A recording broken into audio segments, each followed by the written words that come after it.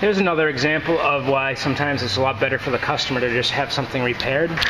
This part here, starting at this flange, is all one big piece. As you can see, there's nowhere that it separates. And then there's a resonator tube right here. A little hanger section right here, which is where it's broken and leaking. And even the catalytic converter is all one big part of the pipe. This part usually runs about $440. Most of the dealerships get about $150 to install it, charge you about $600–700. This guy will be out of here today under $100, sealed with a 2-year warranty.